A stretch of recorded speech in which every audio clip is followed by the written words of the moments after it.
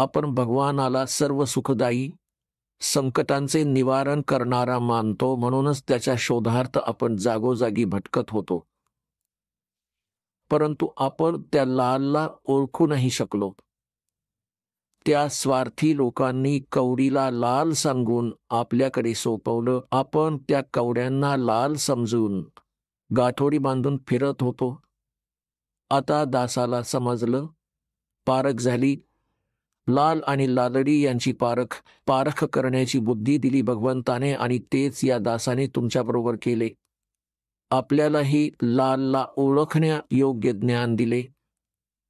तर पूर्वी आपण साधना नीट न करून किती कष्ट सोसले.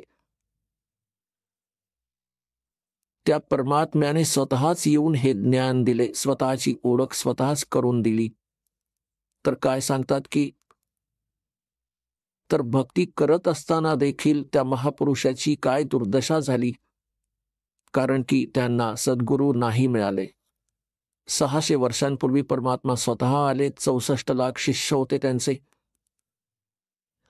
आणि एकटे सद्गुरू होते, एकटेच नाम देत होते.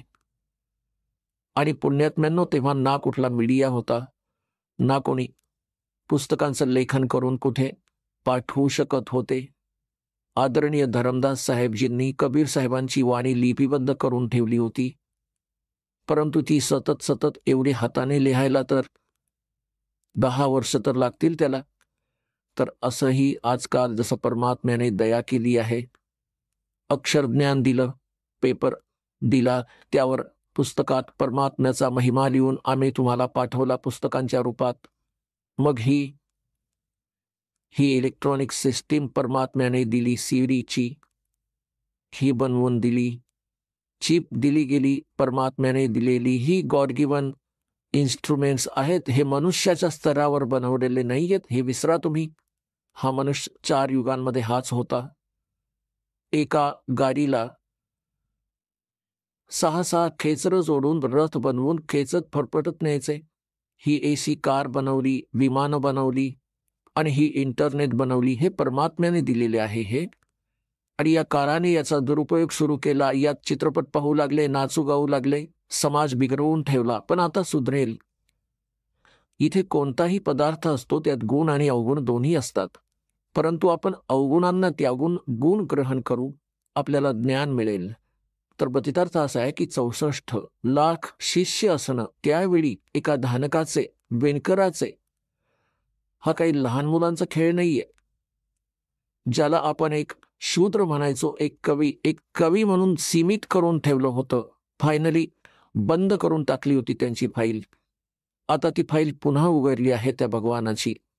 ते परमात्मा आहेत, आपले पिता आहेत. आपण ऐकत होता जगद्गुरु तत्वदर्शी संत रामपालजी महाराज यांचे मंगल प्रवचन, ज्यांच्या शुभ आशीर्वादाने संपूर्ण विश्वामध्ये 500 पेक्षा जास्त नामदीक्षा केंद्र आहेत, जिथे निशुल्क नामदीक्षा दिली जाते. निशुल्क नामदीक्षा प्राप्त करण्यासाठी आणि अधिक माहितीसाठी संपर्क करा 7030303951 7030303952. अद्वितीय आध्यात्मिक ज्ञान वाचण्यासाठी, पाहण्यासाठी आणि ऐकण्यासाठी संत रामपालजी महाराज ॲप अवश्य डाउनलोड करा, किंवा आमची वेबसाईट www.jagadgururampalji.org वर विजिट करा. आम्हाला सोशल मीडियावर फॉलो करा. सर्व पवित्र धर्मांच्या पवित्र शास्त्रांवर आधारित प्रमाणित अनमोल पुस्तक ज्ञानगंगा किंवा जगण्याचा मार्ग यापैकी कोणतेही एक पुस्तक निशुल्क मागवण्यासाठी आपण आम्हाला आपले पूर्ण नाव, पूर्ण पत्ता, पिनकोड आणि फोन नंबर सह लिहून 7030303951 किंवा 7030303952 या नंबरवर SMS करू शकता, किंवा 7030303950 या नंबरवर व्हॉट्सअप देखील करू शकता.